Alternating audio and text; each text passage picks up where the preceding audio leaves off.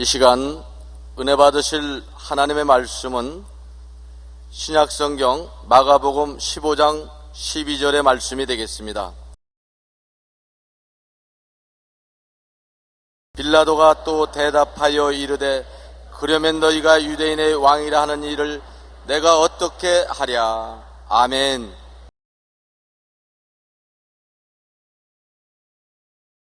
오늘 저는 여러분과 더불어 유대인의 왕이라 하는 일을 내가 어떻게 하려는 제목으로 은혜의 말씀을 나누고자 합니다.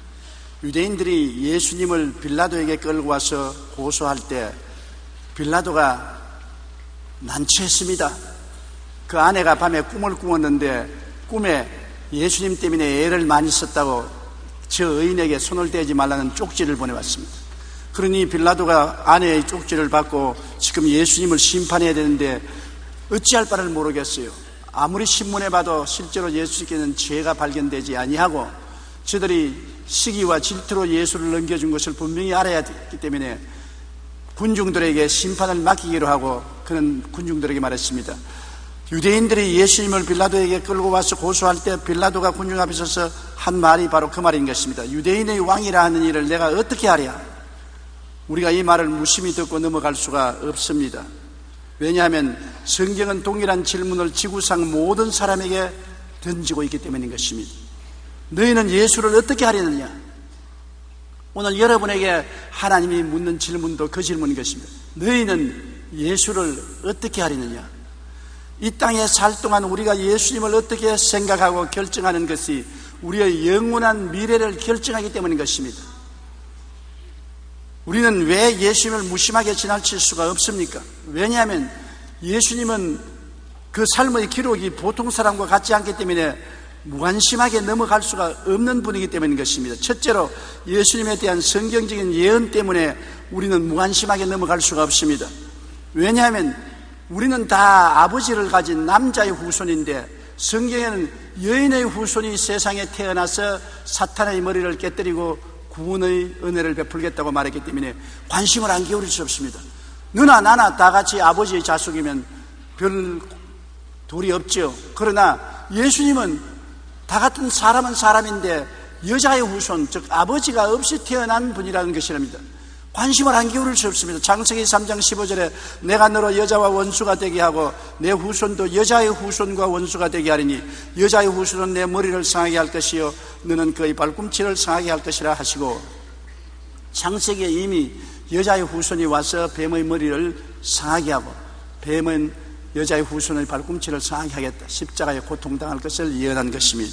그러므로 우리가 관심을 안 기울려고 해도 그런 분이 오셨으니 그분을 우리가 믿을까 믿지 말까 결정을 내려야 되는 것입니다. 이사야 7장 14절에는 그러므로 주께서 친히 징조를 너희에게 주실 것이라 보라 처녀가 잉태하여 아들을 낳을 것이요 그 이름은 임마누엘이라 하라.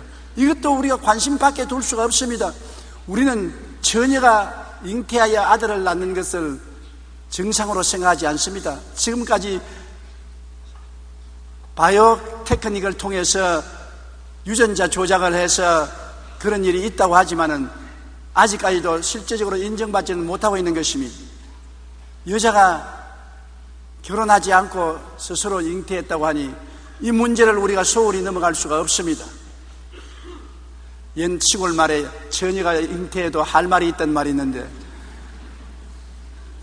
여기에 성경에 처녀가 잉태했다고 말하는데 우리가 할 말을 안 하면 안 되는 것입니다. 그 믿을 것이냐 안 믿을 것이냐, 인정할 것이냐 인정 안 할 것이냐 반드시 대답해야 될 것인 것입니다. 그냥 지나칠 수가 없습니다.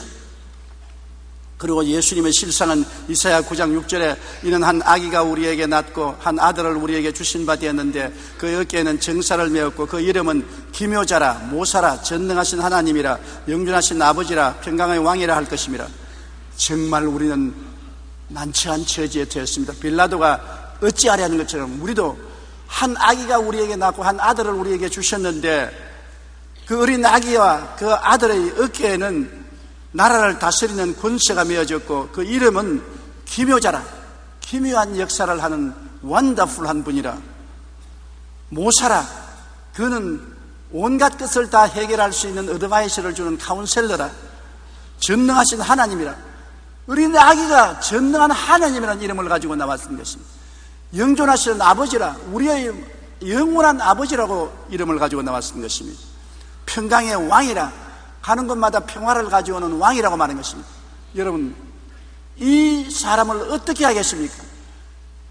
이를 믿어야 되겠습니까? 안 믿어야 되겠습니까? 참이라고 해야 되겠습니까? 거짓말을 해야 되겠습니까? 우리는 뜻을 표하지 않고 그냥 지나칠 수 없는 중요한 사건에 부딪힌 것입니다. 그리고 이 예수님은 인간의 대속물이 되셨다고 성경은 말하고 있는 것입니다. 이사야 53장 1절로 6절 우리가 다 같이 한번 읽어보십시다.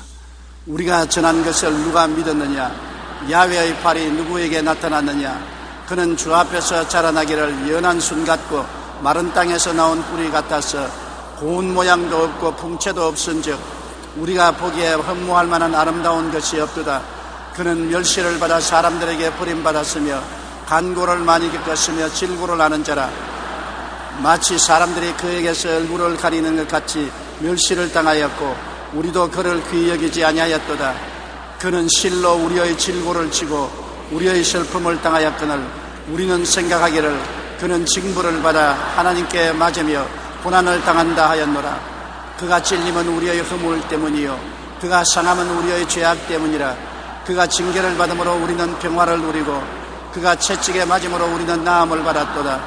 우리는 다 양 같아서 그를 행하여 각기 제 길로 갔거늘 야훼께서는 우리의 모든 죄악을 그에게 담당시켰도다. 이런 예언을 가지고 태어나신 분을 우리 어떻게 하겠습니까? 예수님 태어나기 600년 전에 이사야는 예수님 당하실 것을 소소난간히 설명을 한 것입니다. 예수님이 태어난 것이 마른 땅에서 나온 뿌리 같아서 고운 모양도 없고 풍채도 없었다고 한 대로 나사렛 가난한 집안에서 태어나서 목수의 양아들이 되어서 일했었습니다. 그리고 그는 평생을 멸시를 받아 사람들에게 버림받았으며 간고를 많이 겪고 질고를 아는 사람이었습니다. 아무도 그를 중요하게 여기지 않았었습니다. 그런데 그 성경은 말하기를 바로 그가 우리의 질병을 짊어지고 채찍에 맞았으며 우리의 죄를 짊어지고 고난당했었으며 그가 징계를 받음으로 우리가 평화를 누리고 그가 채찍에 맞음으로 우리가 나음을 입었다고 말하고 있는 것입니다. 우리하고 관계를 짓습니다. 나는 모르겠다고 하는데도 불구하고 바로 그분이 너 때문에 질고를 치고 고통을 당했으며 너 때문에 고통과 괴로움과 죽음의 고난을 당했다고 말하는데 여러분 뭐라고 대답하겠습니까? 이 사람을 뭐라고 하는가? 이 사람에 대해서 어찌하겠습니까? 믿겠습니까? 안 믿겠습니까? 버리겠습니까? 받아들이겠습니까? 결정을 내려야 되는 것입니다. 하나님은 중립의 위치에 서기를 원치 않고 결정하라고 말하는 것입니다. 이 사람에 대해서 내가 어찌할 것이냐? 여러분 이것이 우리가 당해야 될 난처한 입장인 것입니다. 오늘날 수많은 사람들은 이 질문에 대답을 하지 않고 무엇을 먹을까, 무엇을 입을까, 무엇을 마실까에 분주하고 고개를 돌려버립니다. 그런다고 해서 책임을 회피할 수 없는 것입니다. 사람이 한번 나선 죽는 것은 정한이지요 죽고 난 다음에는 심판대 앞에 서게 되는 것입니다. 너가 이 예수에 대해서 살아있을 동안에 어떻게 결정을 했느냐? 반드시 질문을 당하게 되는 것입니다. 살아있을 이 동안에 우리가 대답을 안 하면 죽어서 주님 앞에 서서 대답을 해야 되는 것입니다. 우리의 일평생이 예수 그리스도에 대한 우리의 마음의 결정을 내리지 않고 살 수 있다고 하더라도 죽음의 저 건너편에서는 대답 안 할 수가 없는 것입니다. 중대한 문제인 것입니다. 우리는 매일매일 인생살이에 중요한 결정을 해야 될 것입니다. 이것이냐 저것이냐 선택해야 될 일들이 많습니다. 그러나 가장 중요한 것은 예수를 어떻게 할 것이냐. 그는 비상하게 태어났고 비상하게 살았고 그 삶이 바로 내 때문에 오셨다고 하는데 내가 모른다고 할 수가 있겠습니까? 둘째로 우리 예수님의 사명선을 보아서 그에 대한 결정을 내리지 않을 수 없는 것입니다. 예수님에 대해서 하나님이 뭐라고 말씀하신지 마태복음 3장 16절로 17절 다 같이 읽어보십시다. 예수께서 침례를 받으시고 곧 물에서 올라오실새 하늘이 열리고 하나님의 성령이 비둘기같이 내려 자기 위에 임하심을 보시더니 하늘로부터 소리에서 말씀하시되 이는 내 사랑하는 아들이요 내 기뻐하는 자라 하시니라. 큰일 났습니다. 하늘에서 뇌성병력 같은 하나님의 음성이 들리기를 이는 내 사랑하는 자요 내 기뻐하는 자라고 합니다. 하늘의 하나님이 사랑하고 기뻐하는 자라고 하는데 우리는 이 사람에 대해서 뭐라고 말하는 것입니까? 우리도 사랑하고 기뻐한다고 말해야 되겠습니까? 모른다고 말해야 되겠습니까? 하나님이 사랑하고 기뻐한다는데 우리가 모른다고 외면할 수가 없지 않습니까? 하나님이 보낸 사람인데 우리가 문전박대할 수 없지 않습니까? 그를 환영하든지 문전박대하든지 우리가 결정을 내려야 될 것이지 중간에서 할 수는 없지 않습니까? 예수님 자신이 뭐라고 말했습니까?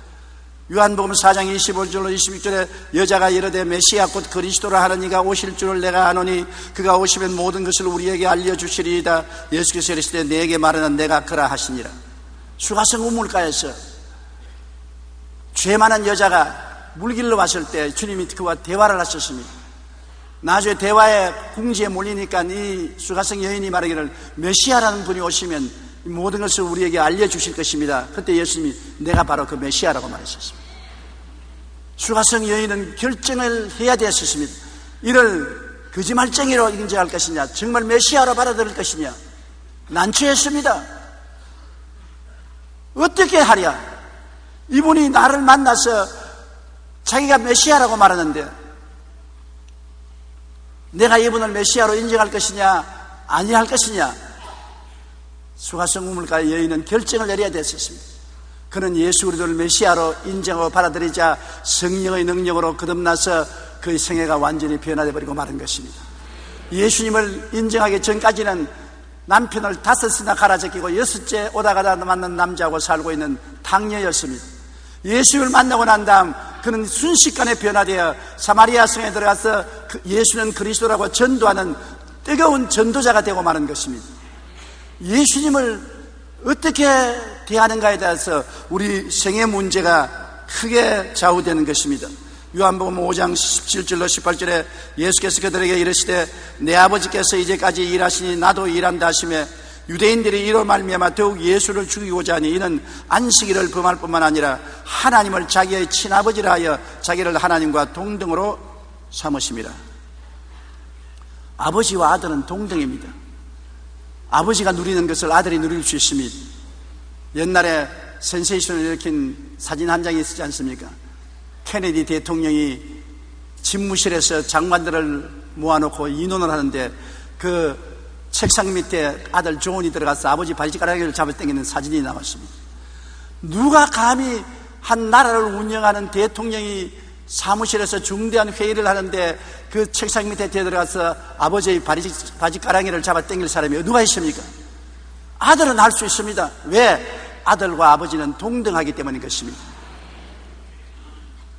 요사이는 세월의 희상에 대해서 강아지도 우리 아들이라고 하고 우리 딸이라고 하고 고양이도 우리 아들이라고 딸이라고 하는 사람들이 있는데 동등하지 않은데 어떻게 아들, 딸이 됩니까? 안 되지요.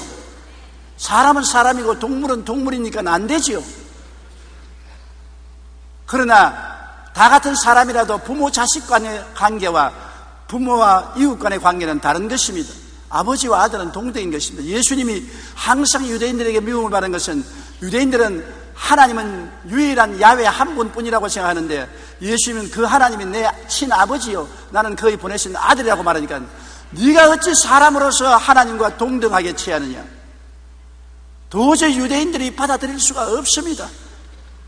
그런데도 예수님은 나는 하나님 속에 있고 하나님 내 안에 있고 하나님과 나는 하나고 하나님은 내 아버지고 나는 하나님과 동등이라고 말하기 때문에 유대인들이 예수님을 결사적으로 죽이려고 달라들었던 이유가 되는 것입니다. 여러분, 우리가 이분을 보통으로 생각할 수 있습니까?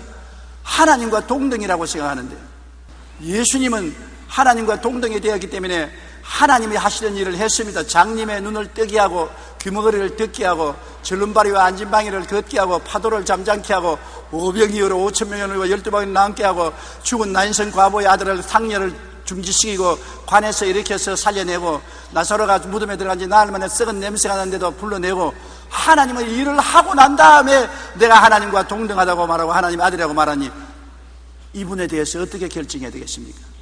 말만 하는 것이 아니라 말에 대한 열매가 있는데 어떻게 하는 것입니까? 유다의 소위 이단 사설들은 말만 떠벌렸지 행동이 없는 것을 보고 우리는 거짓말인 줄 알고 있는 것입니다. 그리고 보통 일이 아닙니다. 이분은 살아있을 때 말하기를 내가 죽었다가 사흘 만에 살아난다고 말했었습니다.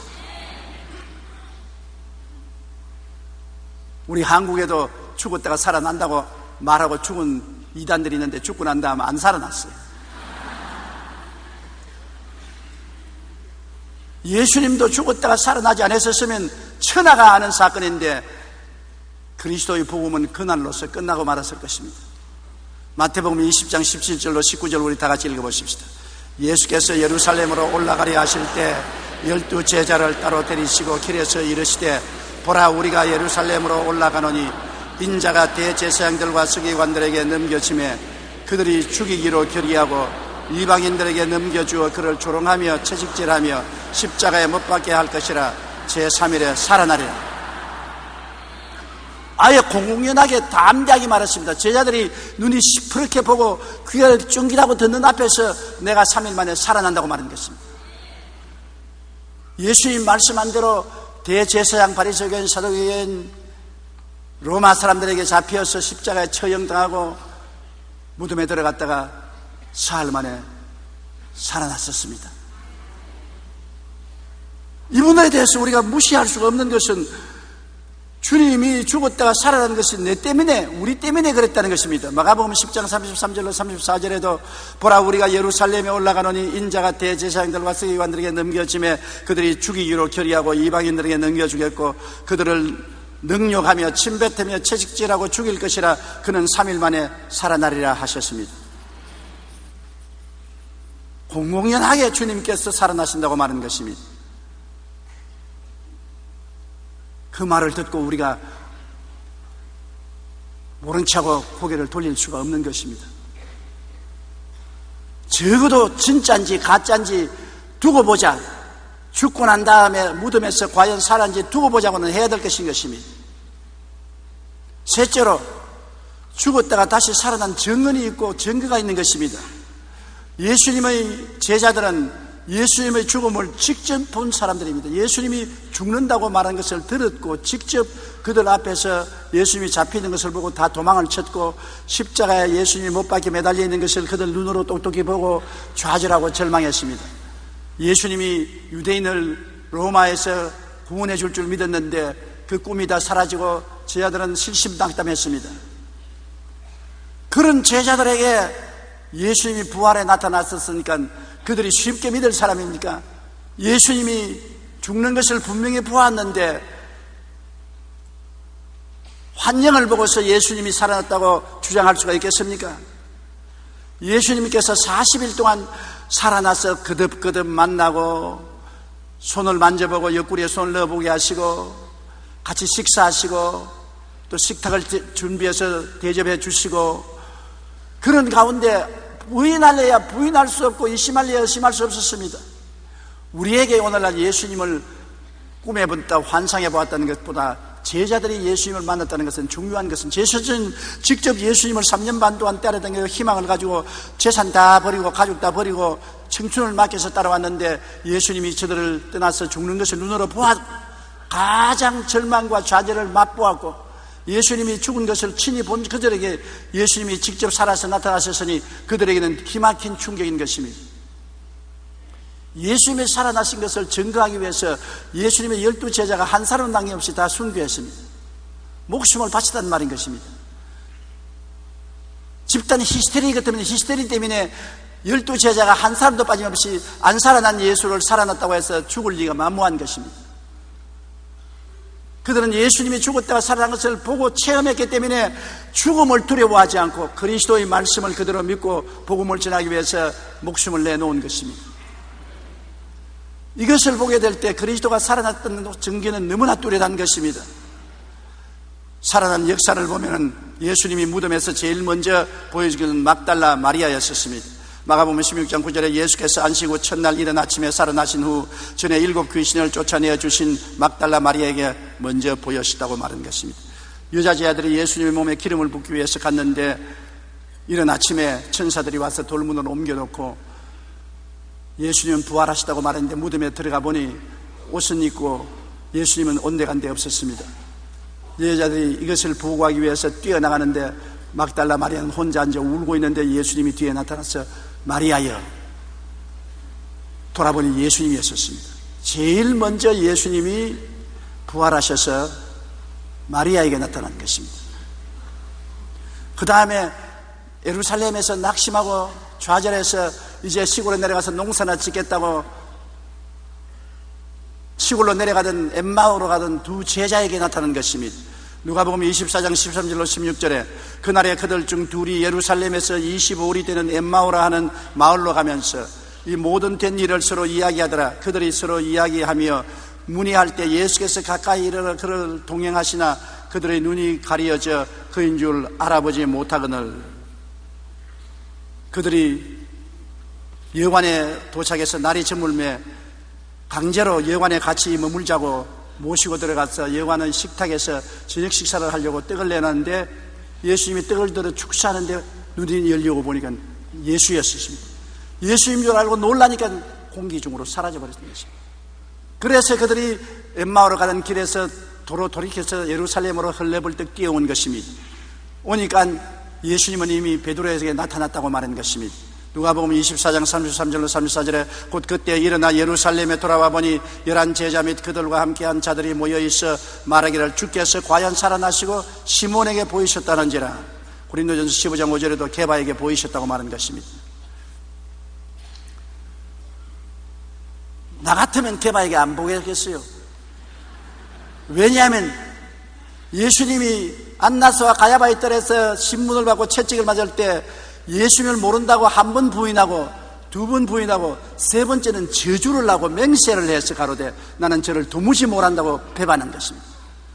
그런데 예수님은 부활하시고 난 다음 제일 먼저 제자들 중에 찾아난 것이 이 베드로, 시몬, 즉 게바에게 나타난 것입니다. 그 예수님이 얼마나 사랑이 크신 것을 볼 수 있잖아요. 당신을 가장 고통스러울 때 배반하고 보통 배반한 것이 아니라 저주하고 맹세하여 가로되 나는 저를 도무지 알지 못한다고 말한 그 제자를 주님께서 제일 먼저 찾아가서 위로해 주었으니 기가 막힌 일인 것입니다. 아마 베드로는 예수님 앞에 얼굴도 들지 못하고 꿇어앉지도 주저앉지도 못했을 것입니다. 그러나 예수님께서 부활하셔서 베드로에게 나타났기 때문에 베드로가 나중에 로마에서 그 꿀로 십자가에 못 박아 죽은 것입니다. 예수님은 십자가에 바로 돌아가셨지만은 나는 예수님을 모른다고 세 번이나 부인한 사람이라 바로 죽을 자신이 없다, 자격이 없다, 나를 그 꿀로 십자가에 못 박여달라 그래서 예수님은 그 십자가에 바로 돌아가시지만 베드로는 그 꿀로 못 박혔다고 전설은 말하고 있는 것입니다. 그 다음에 한 주일이 지나고 난 다음 주일날 제자들이 모였는데 주님께서 10 제자에게 나타난 것입니다. 누가복음 24장 38절로 43절 다 같이 읽어보십시다. 예수께서 이르시되 어찌하여 두려워하며 어찌하여 마음에 의심이 일어나느냐. 내 손과 발을 보고 나인 줄 알라. 또 나를 만져보라. 영은 살과 뼈가 없으되 너희 보는 바와 같이 나는 있느니라. 이 말씀을 하시고 손과 발을 보이시나니 그들이 너무 기쁨으로 아직도 믿지 못하고 놀랍게 여길 때 이르시되 여기 무슨 먹을 것이 있느냐 하시니 이에 구운 생선 한 토막을 드리니 받으사 그 앞에서 잡수시더라.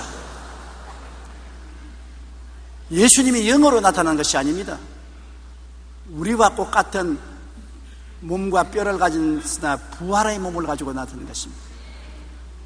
여러분, 나중에 우리가 주님 강림하실 때는 부활의 몸을 얻는데 부활의 몸은 우리의 현재 몸과 같은 형태지만은 그 성격이 다른 것입니다. 시간과 공간의 제한을 받지 않고 번개같이 왔다 갔다 할 수 있는 그 몸인 것입니다. 죽지 않고 늙지 않고 더럽지 않은 몸이 되는 것입니다. 예수님은 부활의 몸을 가지고 나타난 것입니다.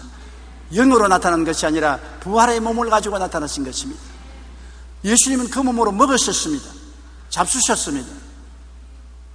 잡술 수도 있고 안 잡술 수도 있고, 우리 나중에 천당에 가면 먹어도 좋고 안 먹어도 좋고 마셔도 좋고 안 마셔도 좋은 것입니다. 그렇게 현실과 같은 환경같이 보이지만은 현실을 초월한 위대한 삶을 우리가 살게 되는 것입니다. 도마는 그때 다른 데 나갔다가 돌아와서 하는 말이, 웃기는 소리 안에 정신 나간 여자들 말 듣고서 예수님이 살아나갔다고 주장을 하느냐. 너희들 다 잘못되어서 환영을 본 것이다. 나는 그가 오면은 옆구리에 손을 넣어보고 못자국을 만져보고야 믿겠다고 큰 소리하고 불신앙해 했었습니다.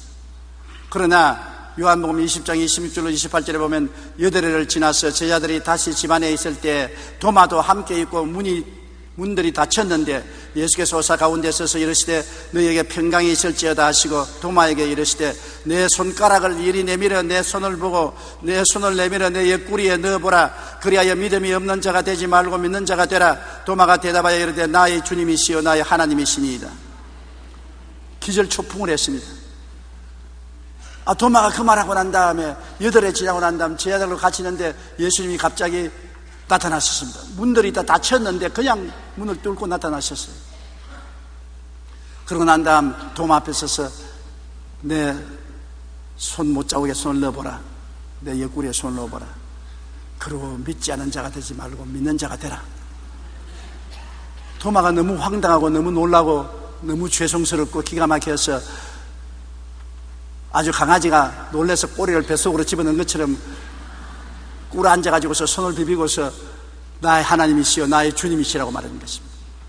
도마야, 네가 본고로 믿느냐? 보지 않고 믿는 자가 더 복이 있다. 도마는 그 체험을 하고 난 다음에 장장 수천 리를 걸어서 팔레스타인에서 인도까지 와서 마드라스에까지 와서 복음을 증거하다가 순교를 당한 것입니다. 저는 인도 마드라스에서 부흥회를 인도할 때 도마의 순교지에 가보았었습니다. 얼마나 주님에 대한 신념이 확신했던지 그는 먼 인도까지 와서 마드라스의 복음을 전하다가 순교를 당한 것입니다. 그러고 난 다음에 예수님은 제자들을 갈릴리 해변에서 만난 것입니다. 요한복음 21장 4절로 6절에 보면 날이 새어갈 때 예수께서 바닷가에 서셨으나 제자들이 예수이신 줄 알지 못하는지라 예수께서 이르시되 얘들아 너희에게 고기가 있느냐 대답하되 없나이다. 이르시되 그물을 배 오른편에 던지라 그리하면 잡으리라 하시니 이에 던지니 물고기가 많아 그물을 들 수 없더라. 갈릴리에 내려가서 이제 할 일이 없습니다. 예수님은 계시지 않고 제자들은 어부 생활을 떠난 지가 3년이나 되고 언제 예수님이 나타날지 언제 안 나타날지 모르기 때문에 막연히 하늘을 쳐다보다가 베드로가 나는 더 못 견딘다. 나는 고기 잡으러 간다. 옛날 그물을 다시 깁고 옛날 배를 끄집어내어서 고기 잡으러 나갔습니다. 밤새도록 그물을 던지나 한 마리도 못 잡았는데 아침 안개가 뿌옇게 해변을 가렸는데 어떤 분이 있어서 얘들아 고기가 있느냐? 없습니다. 배 오른편에 그물을 던져라. 그물에 오른편을 던지니까 많이 고기가 잡혔어요. 그러니 요한이 주님이시다. 그러니까 베드로가 옷을 걸쳐입고 물속에 뛰어들었습니다. 왜냐하면 죄 밑이 있으니까 그냥 예수님께 만나러 올 얼굴이 없거든. 벼룩이도 낯짝이 있다고 어떻게 예수님을 그냥 볼 수가 있습니까? 자기가 좀 고통을 당해야 예수님을 만날 수 있어요. 그래서 찬 물속에 들어가서 햄을 집어넣었습니다. 그거 보면 베드로가 마음이 순진한 분이에요. 잘 배반하기도 하고 잘 회개하기도 하고 용서를 빌기도 하고 노하기도 잘하고 그는 당당하게 나올 수가 없었습니다. 너무나 미안하고 죄송스러워서 어때 좀 고통이라도 당해서는 동정이라도 받을까 싶어서 물속에 들어가서 헤엄치고 물을 쫙 흘리면서 생쥐같이 되어서 주님 앞에 나섰습니다. 그러니까 주님께서 이미 불을 예비해 놓고 떡과 고기를 구워 놓으셨습니다. 그러고 난 다음에 제자들에게 떡을 주고 고기를 주면서 먹으라고 하니까 베드로가 받아서 먹을 수가 있어요. 모래알 같은데 주님만 쳐다보고 먹는 현육만 하고 못 먹고 있으니까 주님께서 불쌍히 여기사 베드로야 가서 너가 잡은 고기를 좀 가져오라. 예! 아이고 내가 살았다고 그냥 뛰어가서 그냥 지금 잡은 물고기를 손에 쥐고 오니까 좀 마음에 살만한 것입니다. 주님께서 다 제자들을 먹이게 하시고 난 다음에 베드로를 재생시키는 것입니다. 부활시키는 것입니다. 베드로야, 이 모든 사람보다 나를 더 사랑하느냐? 주님, 제가 주님을 사랑합니다. 내 양을 쳐라. 또 잠시 후에 베드로야, 내가 이 모든 사람보다 나를 더 사랑하느냐? 주님, 사랑하나이다. 내 양을 먹이라. 세 번째 또 주님께서 베드로야, 내가 이 모든 사람은 나를 사랑하냐?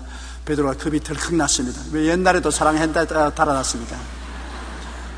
또 내가 배반할 것을 미리 아시고 이렇게 묻으시구나 하고 너무나 놀라고 자기가 자신을 믿을 수가 없습니다. 자신이 없습니다. 그래서 주님, 내가 주님을 사랑하는 줄 주님이 아시니 나는 몰라요.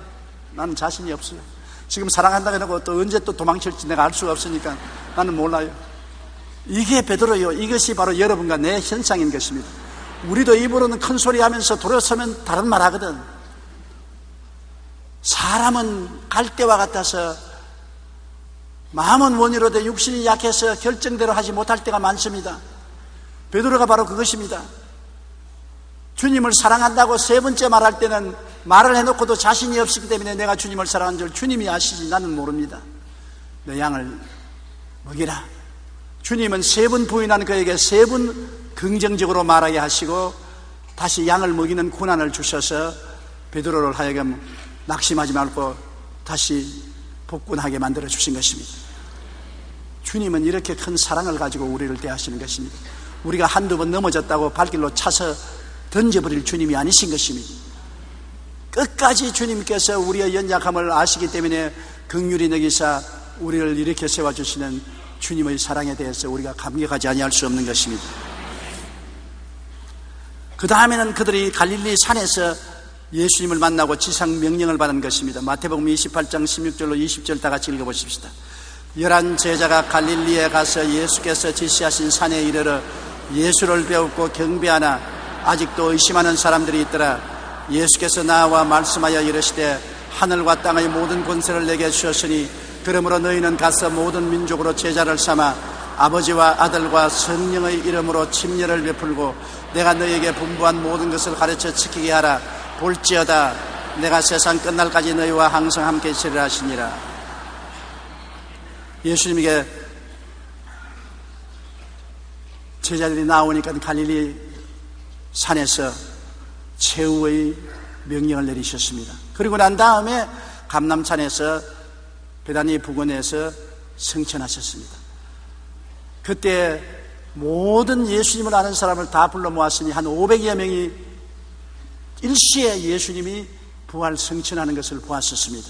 누가복음 24장 50절 51절에 예수께서 그들을 데리고 베다니 앞까지 나가서 손을 들어 그들에게 축복하시더니 축복하실 때 그들을 떠나 하늘로 올려주시니 사도행전 1장 3절에 그가 고난받으신 후에 또한 그들에게 확실한 많은 증거로 친히 살아계심을 나타내서 40일 동안 그들에게 보이시며 하나님 나라 일을 말씀하시니라고 말하는 것입니다. 그러니까 여러분, 이렇게 숱한 예수님의 살아계신 증거를 무시할 수 있습니까? 오늘 재판할 때라도 한두 증인이 있으면 그 증인으로 말미암아 재판이 이기고 지는 것입니다. 여기 한두 증인이 아닙니다. 정말로 수백 명의 증인들이 예수 그리스도가 죽었다가 살아난 것을 직접 듣고 보고 만지고 함께 식사를 하고 체험한 것입니다. 예수에 대해서 우리가 어떻게 해야 되겠습니까? 이런 일을 듣고도 보고도 모른다고 말하겠습니까? 우리가 결정을 내려야 되는 것입니다. 빌라도가 군중들에게 말했으면 이 예수를 내가 어떻게 할까? 여러분은 이 예수를 어떻게 해야 되겠습니까? 구주로 믿든지 아니 믿든지 여러분의 결정에 달린 것입니다. 그러나 이것은 여러분의 영혼의 문제가 걸린 것입니다. 여러분, 예수님의 제자들은 예수님을 구주로 인정하고 모시고 예수님께 일생을 내어놓았던 것입니다. 예수님의 제자들은 모진 처형을 다 당했지요. 그 가운데 수제자였던 베드로는 로마에서 복음을 전하다가 십자가에 거꾸로 매달려 죽었고, 안드레는 십자가에 줄로 매달려 죽임을 당했는데 그가 달린 십자가는 X자형이었습니다. 세베대의 아들 야고보는 예루살렘에서 목 베어 죽임을 당했고, 요한은 붙잡혀 끓는 기름 가마에 넣었지만 기적적으로 살아나 밤모섬으로 귀양 보냈습니다. 거기서 그는 요한계시록을 쓰며 온갖 시련을 겪다가 죽어간 살아있는 순교자였습니다. 빌립은 소아시아에서 전도하다가 기둥에 매달려 죽임을 당했고, 바돌로메는 몸의 가죽을 벗기는 형벌 가운데 순교했습니다. 도마는 인도에서 전도하다가 창에 맞아 죽었고, 마태는 에티오피아에서 전도하다가 순교당했고, 알페오의 아들 야고보는 성전 꼭대기에서 떨어져 죽임을 당했고, 마띠아는 예루살렘에서 돌팔매를 당하다가 목베임을 당했고, 마가는 알렉산드리아에서 기도하며 순교했고, 누가는 헬라에서 감람나무에 매달려 죽임을 당했습니다. 바울은 로마에서 칼에 목이 떨어지면서 예수님의 이름을 불렀다고 전해지고 있는 것입니다. 여러분, 예수님의 제자들은 이렇게 처참한 순교를 당하면서까지 복음을 전하고 예수님을 증거했었습니다. 왜냐하면 예수님의 죽으심과 부활하심을 직접 목도했기 때문에 부인할 수가 없었습니다. 이 예수님이 말씀하기를 나를 믿는 자는 죽어도 살겠고 살아서 나를 믿는 자는 영원히 죽지 아니하리라고 말하는 것입니다. 그러므로 예수 믿으면 살아도 살고 죽어도 산다. 그러므로 죽음이 겁나지 않았기 때문에 담대하게 그리스도를 전하고 타협하지 않고 순교를 당했던 것입니다. 그들은 이 예수를 구주로 모시던 것입니다. 여러분은 오늘 이 예수를 어떻게 하시겠습니까? 언젠가 석가모니 뼈가 발견되었다고 하여 인도를 비롯한 불교 국가에서는 한동안 떠들썩했습니다. 석가모니의 뼈들을 잘 진열되어 수백만 인도 사람들의 경의 속에 시가행진을 했습니다. 많은 사람들이 그 뼈 앞에 무릎을 꿇고 기도했습니다. 한 선교사가 그 모습을 지켜보다가 옆에 있는 친구에게 말했습니다. 만약 예수 그리스도의 뼈가 하나라도 발견되었다는 뉴스가 보도되면 저들과는 정반대로 아마도 기독교는 산산조각이 나고 말 거야. 왜 그렇습니까? 기독교는 죽은 자를 믿는 것이 아니요 부활하시어 살아계신 예수 그리스도를 믿기 때문이라고 말하는 것입니다. 지금 예수님의 뼈가 나오면 우리는 절단 강산이 납니다. 순복음교회도 문 닫아야 되는 것입니다. 여러분들도 교회 오는 빨간 가방 다 납입하고 남성교회 여성교회 다 해산해야 되는 것입니다. 왜? 우리는 살아난 예수님을 믿고 있지 죽은 예수님을 믿지 않기 때문인 것입니다. 다른 종교 지도자는 뼈 조각만 발견해도 성스러운 뼈 조각을 발견했다고 춤추고 야단법석을 하지만은 우리는 제발 뼈 조각을 발견하면 큰일 납니다. 안 발견해야지요. 또 발견할 수도 없고요. 예수님의 무덤은 비었습니다. 부활하시기 때문인 것입니다. 그러므로 우리의 소망은 살아있는 소망이요 죽은 소망이 아닙니다. 이와 같은 기록을 가지신 이 예수를 우리는 어떻게 할 것입니까? 그냥 고개를 돌리고 지나칠 일이 아닙니다. 반드시 믿든지 반대하든지 태도를 결정해야 될 것인 것입니다. 오늘 이 예배 참석한 여러분은 이 예수를 구주로 모시기로 결정한 분들이 와 있기 때문에 정말 잘했고 다행인 것입니다. 그러나 수많은 사람들이 이 예수에 대해서 관심을 기울이지 않거나 반대하고 살고 있는 것입니다. 너무나 그들의 운명은 뚜렷한 것입니다. 천길만길 심판의 지옥에 떨어질 수밖에 없는 운명에 처해 있는 것입니다. 왜냐하면 이 예수가 살아계시기 때문인 것입니다. 하나님의 아들을 인정하는 사람에게는 하나님 아버지도 인정하고 아들을 부인한 자는 아버지도 부인하는 자인 것입니다. 아들이 있는 자는 아버지가 있고 아들이 없는 자는 아버지도 없습니다.